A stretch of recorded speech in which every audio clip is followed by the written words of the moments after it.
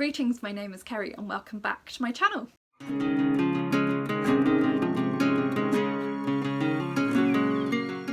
Today I have a tag video for you, and it's been a little while since I've done one of these, so I'm quite excited. I was asking some of my booktube friends on our group chat yesterday just for ideas for quick videos that I could film today, because I just knew I needed to get a few videos filmed quite quickly, and Angela from Literature Science Alliance suggested I film the 20 questions book tag, so that is what I'm going to do. I will leave Angela's video in the description box for you so you can go and check that out. This was originally a discussion on Goodreads from the Readaholics group, so I will also leave a link to the questions for you from that Goodreads page if you are interested in having a go yourself. I'm going to go through these quite quickly. I haven't really prepared answers and I don't want to take a long time over it, so we're just gonna kind of go with what comes to mind as we go through them. Okay, so the first question is, how many books is too many books in a series? I prefer my series quite short. I think if you have seen my series I need to finish any of those videos, you'll know that I really struggle to get through series. Yeah, the shorter, well,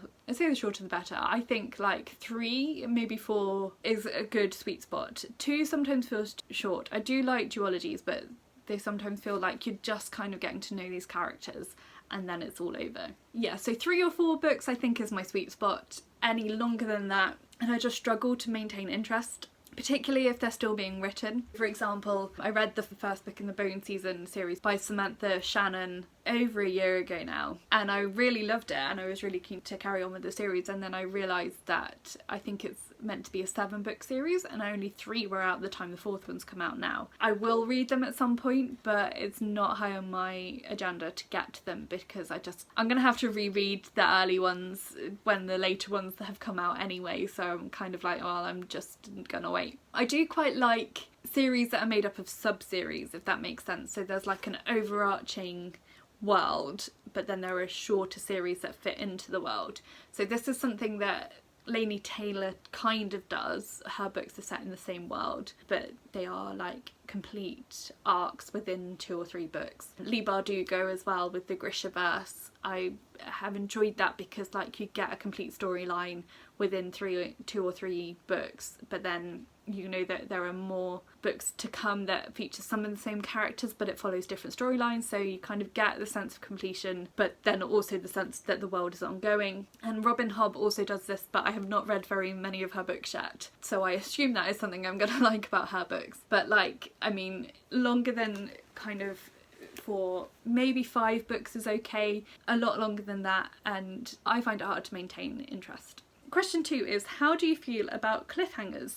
Kind of depends on the context, on the rest of the book. If it's within a series, I kind of don't mind too much because you know there's going to be another book coming. If it's like in a standalone book or at the end of the series, it depends on how we've got there and if it feels right for the book. Generally, I don't mind open-ended stories because I do like that feeling that the people are going to carry on living their lives. I kind of, if I'm in the right mood, I don't mind a book that leaves me with more questions than answers. Like, I quite like unreliable narrators in that sense as well, of like trying to figure out what exactly was real. So unresolved books don't bother me. One that I read last year that was really good for this was Picnic at Hanging Rock. I can't remember the author's name, but it's just like you get to the end of the book and you still have no idea what actually happened to the girls. The story is about several girls that go missing on a school picnic and you still don't know at the end what has happened to them. I thought that book was excellent, so well written.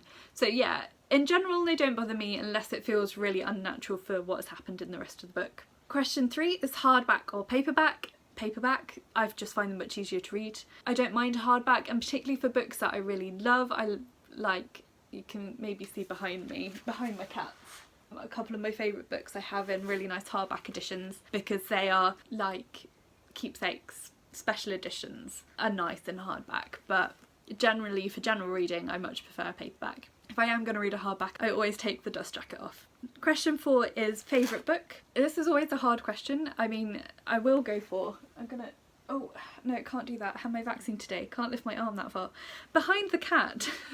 I'm gonna have to get it, aren't I? If people ask me, I generally say this is my all-time favourite book. This is Rebecca by Daphne du Maurier, and this is the 80th anniversary special edition that I treated myself to a couple of years ago, and it's just beautiful. So this is like, I bought this special edition hardback because it's one of my all-time favourite books. I say that, but I haven't reread it since I was a teenager because I'm a little bit worried that it's not gonna live up to memory. Having said that, one of my all-time favourite series is The Wayfarers by Becky Chambers, and I've been rereading that this year and it is totally as good as I remember, so I just need to be a bit braver, I guess. Yeah, and read this. So maybe this will be the year that I reread this. Least favourite book, again, is a difficult one, but I think the book that I'm going to pick for this is the one that made me rethink my entire rating system. This was back before I started BookTube. Back in the day, I used to never give a book 1 star on Goodreads because I kind of felt that, like, if the book had been interesting enough for me to make it to the end, it deserved 2 stars, and if I didn't finish the book, it didn't feel right rating it. So I still don't rate books that I DNF, but I read a book that was so terrible and sent me into a major slump that it forced me to give it 1 star, and then I reassessed a lot of other books that I'd given 2 stars and marked them down. So that book was The Scorch Trials, is that the right name? Yeah, by James Dashner, the second book in the Maze Runner series. It was just terrible. It was just really, really bad. It was badly written, nothing really happened, all the characters were stupid, and I was so angry when I got to it. And then James Dashner turned out to be a human trash can as well, so yeah, just everything about that book was wrong and yeah, awful. Okay, question 6 is love triangles, yes or no? As romances are generally my least favourite part of books anyway, like, no. I think a lot of books have unnecessary romances in them, and so to me love triangles are even more unnecessary. I suppose partly as well because being perpetually single is just like, where are all these love interests coming from, and why aren't there any in my life? I don't know what that says about me. I do know what that says about me. I can take or leave a romance plotline in most books. I don't think they're entirely necessary, and so yeah, love triangles to me are just very unnecessary. The most recent book you couldn't finish, I'm not going to pick it up, it's over there somewhere. I talked about this as my least favourite book in my April wrap up, and I mean it's the only book I think that I've DNF'd this year. So it's called The 365 Day Devotional Commentary, and the author was pro-death penalty, and just no. Less said about that the better. Okay, one thing you're currently reading. So I'm just gonna check, this will make you laugh.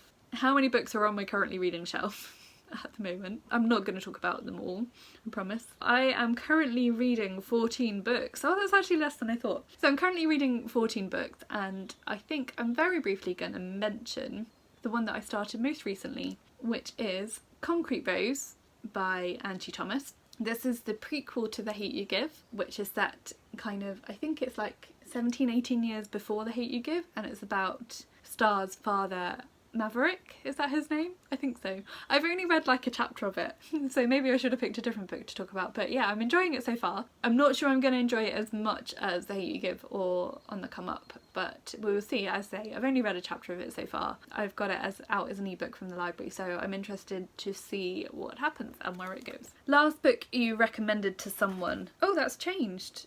I was going to talk about how I've lent my housemate The House on the Cerulean Sea, but I literally recommended Moxie to another of my housemates this morning. I'm not sure what order these videos are coming, but I've just filmed a page picture review of Moxie, and I was talking to my housemate, like, we both love reading, but she's been really struggling to read for fun while we've been working on essays, where I've just been like reading for escapism this whole year. She said like books that are well written but are really different to what she's been having to read for studying are quite enjoyable. So she recently read Such a Fun Age by Kylie Reid, which is a great book. I read that last year. So I said she might like Moxie because it's young adult, but I thought it was quite well written, and it like covers some really good issues in a really accessible way. So if you want to know more of my thoughts about Moxie, go and check out my page picture review. Yeah, so that is actually the most recent thing I recommended. The oldest book you've read. Okay, let's get the reading stats up on Goodreads. I did check this yesterday, so I know what book it is. I just want to double check what year it was published. The oldest book I have ever read was Revelations of Divine Love, written by Julian of Norwich, which was first published in 1393. Julian of Norwich was a 14th century mystic. She was an anchoress, so that meant she lived in a little room on the side of a church. She was kind of a bit like a nun, but lived on her own rather than in a community, and she had visions of Jesus, and she wrote about them in this book, Revelations of Divine Love, and I really enjoyed it when I read it.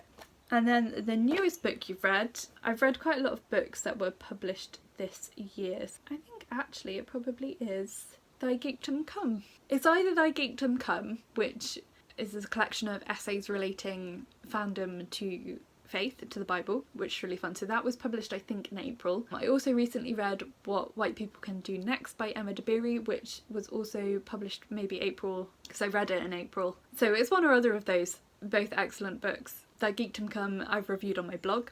I will have reviewed on my blog by the time you see this, so go and check that out. And yeah, What White People Can Do Next, it was a really great book about, it's kind of about allyship and anti-racism and actually what those movements could be and how they can develop, and it was really, really excellent. Question 12 is favourite author. So again, this is really hard to pin down, like favourite books and least favourite books. I mean, my go-to names for this are Daphne du Maurier, who wrote Rebecca. C.S. Lewis is another favourite. I've recently been reading some more of his fiction because I'd read a lot of his non-fiction, but I'd only really read Narnia for his fiction. Still reading the third book from the Space Trilogy, so I really love him. Some kind of newer names would be Becky Chambers is definitely a favourite. She's an auto-bi author. Marilyn Robinson. I've just heard that there's a fourth book in the Gilead series, came out recently. I really love those books as well, so put her up there. Yeah, we'll just leave it at those for now. Otherwise we could be here forever. Question 13 is buying books or borrowing books, and I say why not both? Both is good. I am trying to buy less books at the moment because I own so many, but that does just tend to mean I borrow them from the library instead and still don't read all the ones I already own. So I think what I'm trying to do is, like, if I know I love an author, then I will buy the book. If it's an author that I haven't tried before, if it's something I'm not sure I'm going to love, then I will borrow it, and then if I enjoy it, then I will probably buy it at some point as well. Question 14 is a book you dislike that everyone else seems to love. I think for this one I'm going to have to pick Jade City by Fonda Lee. We read this for Space Sirens back in the autumn. I'll put in a picture, which is a still from one of my videos where I talked about this book, and it just sometimes pops up on my screensaver and I just save it because it makes me giggle every time. Everyone else in Space Sirens really loved this and I really didn't. I really struggled with it. I made it to the end but did not enjoy that book, and I was just really disappointed because of how much everyone else loved it, and it just really wasn't the book for me. I could leave a link to my book diary for that book in the description if you want to know more about why I didn't like it. Or also maybe our Space Sirens live show, because I go into more detail there. Question 15 is bookmarks or dog ears. Definitely bookmarks. I don't like hurting books. And also when you have some really lovely bookmarks, so I've got a couple that my brother's fiance got me. Well, this was from both of them for my birthday, which has got my name on it. It says, "Shh, Carrie's reading." And then when she was in Singapore in the winter, she brought me back this bookmark, which I really love. So this is actually my favourite bookmark. So when you've got such lovely bookmarks like that, why damage your books? I also often use my Cluedo cards. If I use my Cluedo to pick my TBR, then I use the Cluedo cards as bookmarks. So I'm all for like just finding random stuff to use as bookmarks. Yeah, always bookmarks. Question 16 is a book you can always reread. I think like Jane Austen books I reread quite often, particularly Emma I've read quite a few times now, and Pride and Prejudice. Chronicles of Narnia I reread every couple of years and just love them as much every time. Yeah, I think I'll just leave it at those. Yeah. Question 17. Can you read while listening to music? I can. I don't do it as much as I used to. I used to always have music on until a few years ago. Now I tend to have the radio on when I'm studying, and I do find that that helps me to concentrate. I do sometimes get tinnitus, so sometimes I need other noise or I can't concentrate because all I can hear is them ringing in my ears. So yeah, I often do have music on. This has changed in the last couple of years. I don't tend to have music on as much as I used to when I'm reading, but it's not because I can't read while listening to music, it's just because I am too lazy to put it on generally. But yeah, it is something that I enjoy doing. Question 18 is one point of view or multiple point of views.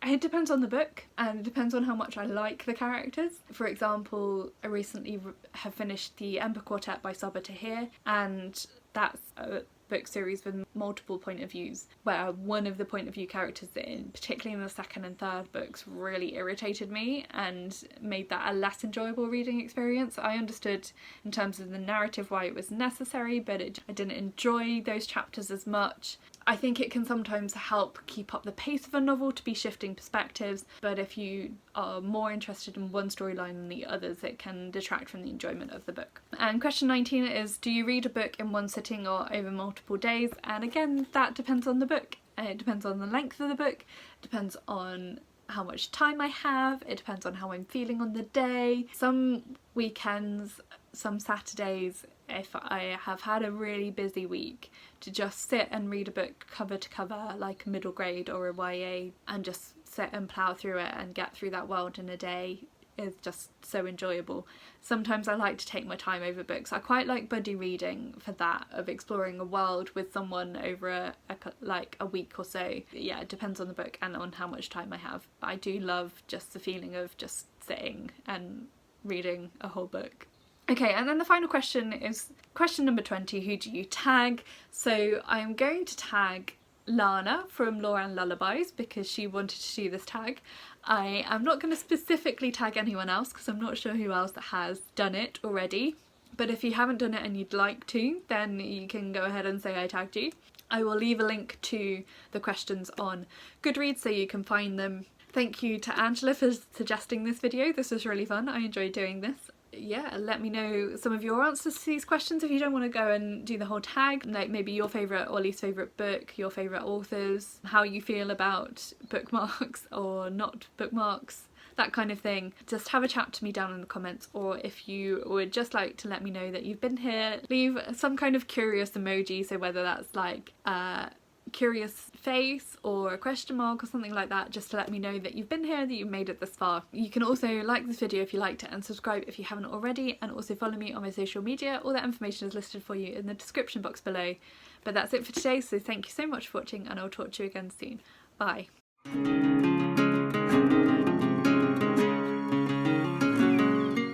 Whoa, we're halfway there.